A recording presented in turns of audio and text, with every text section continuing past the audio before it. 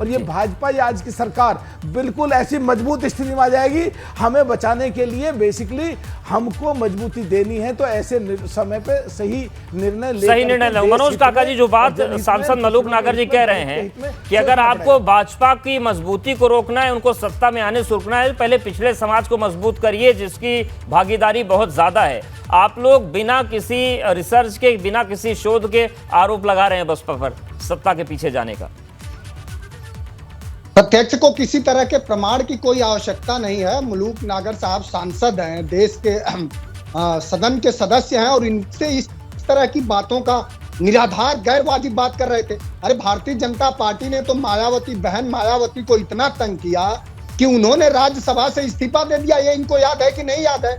तो जो भारतीय जनता पार्टी एक दलित समाज के बेटी को चंद शब्द राज्यसभा में बोलने ना दे हो, भारतीय जनता पार्टी से आज ही जा करके वही बहन मायावती, ठीक है, इस बात पर मलूक जी जवाब देना चाह रहे। मलूक जी, आप क्या कहना चाह रहे हैं? मैं मेरी पहले सुन लीजिए। देश के इस पे हम थोड़ा काउंटर ले लेते हैं। मायावती जी को लेकर जो आपने बोला, और प्रत्यक्ष को प्रमाण की आवश्यकता नहीं होती। सुनो, हो सकता है मैं बोल रहा, मैं जवाब दे रहा हूँ। सब आपने कहा इनकी प्लीज बात को रोको, इनकी आवाज को रोको प्लीज। मलूक नागर जी, इन्होंने आपने कहा इनका जवाब दे।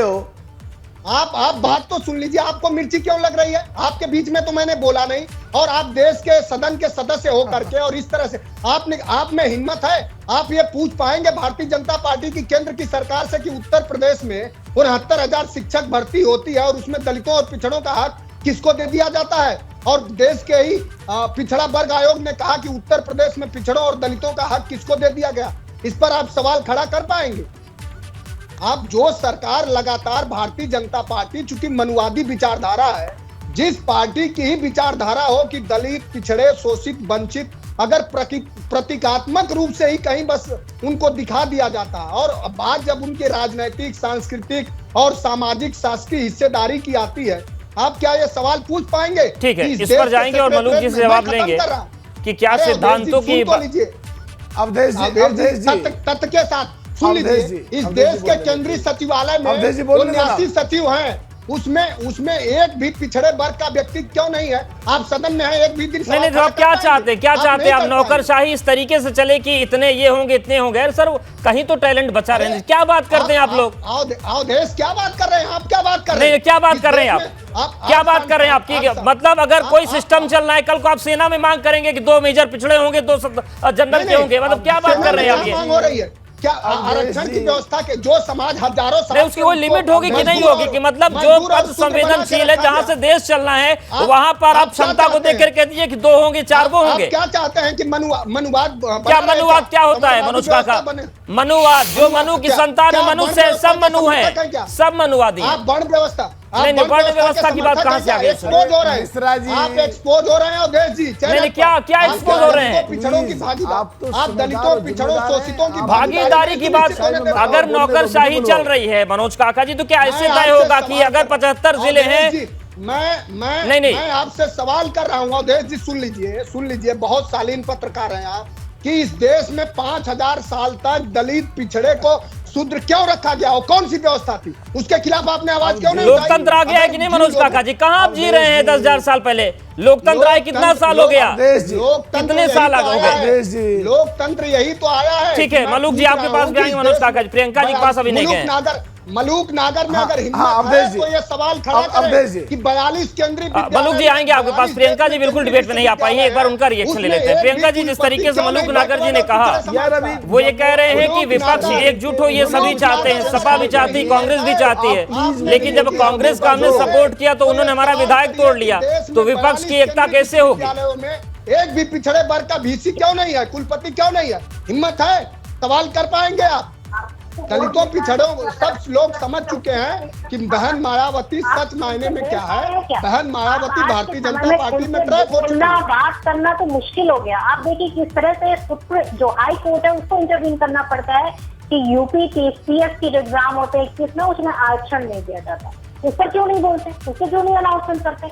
आप उस पर क्यों नहीं बोलते? जब ये कहा जाता है कि फ्री फंड का राशन बांटा जाता है, तो उस पर आपके मुंह में जबान नहीं होती। आपको जब ये कहा जाता है कि जो है आपके जो सिलेंडर भरवाए जाते हैं, 4 करोड़ लोग सिलेंडर नहीं भरवा पाए 5 साल में एक बार, उस पर आपका मुंह नहीं खुलता। 60 करोड़ लोगों ने सिर्फ एक बार सिलेंडर डरवाया होता, उस पर आपका मुंह नहीं खुलता। आप किस एकता की बात कर रहे हैं? आप जिस जात की राजनीति करते हैं, जिस धर्म की राजनीति करते हैं, उसके भी तो नहीं हो पा रहे हैं आप लोग आज। सबसे बड़ी चीज है, अगर आप अपना जो है एक किसको वोट दे रही है इसका अनाउंसमेंट कर सकती है, तो इसका भी अनाउंसमेंट कर सकती है कि आप पिछड़े हुए लोगों के साथ जो अत्याचार हो रहा है, कहीं जो आरक्षण काटा जा रहा है, उसके बारे में क्यों नहीं बोलते? आप उसकी राजनीति कर रहे हैं, जिसका खा रहे हैं उसी के साथ में खड़े हो पा रहे हैं। और आप बात करते हैं एकता की, आपके मुंह से एकता की बातें शोभा नहीं देती। आप खुलकर उनके समर्थन में चले जाइए ना, गठबंधन हो गया। ठीक है मनोज जी, देखिए दोनों लोग आप पर सवाल उठा रहे, एक छोटा रिएक्शन दीजिए, ब्रेक का वक्त है, फिर से वापस आएंगे। मनोज काका जी भी आप पर सवाल उठा रहे हैं और प्रियंका जी वही कर रही हैं कि अगर एकता की बात करनी है तो सिद्धांतों पर आगे बढ़िए। सर बोलने दो ना साहब। जी जी देखिए अवधेश जी, मनोज काका बहुत ही प्यारे भाई हैं हमारे, और उनकी बात जो देखिए अब ये ठीक है, प्रियंका जवाब ले लेते हैं।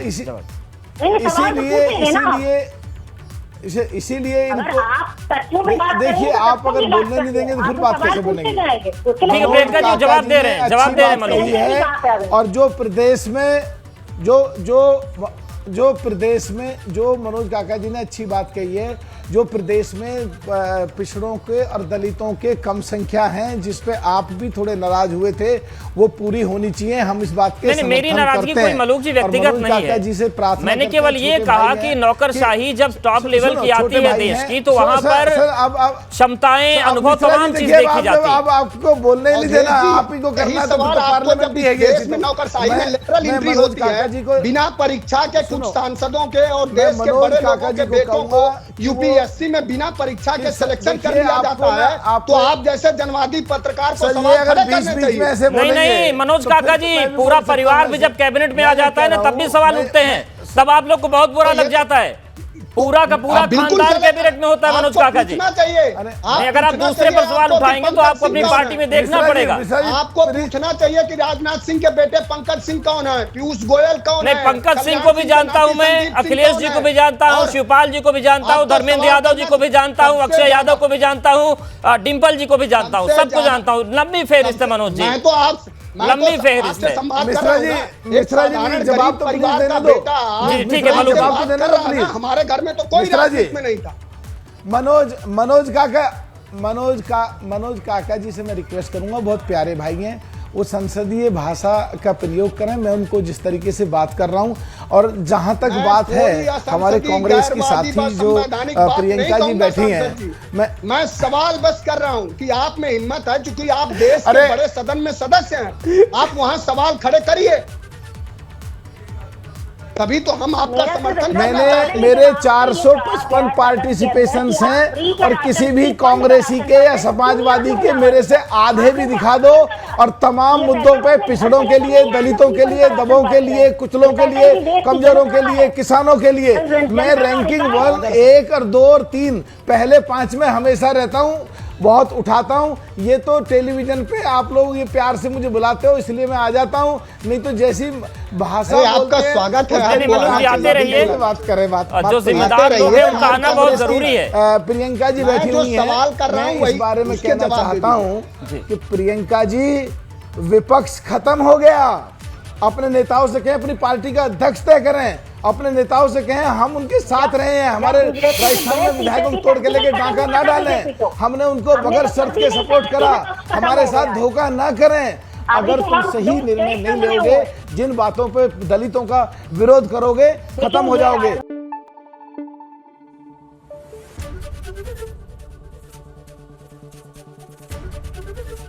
एबीपी गंगा, खबर आपकी, जुबान आपकी।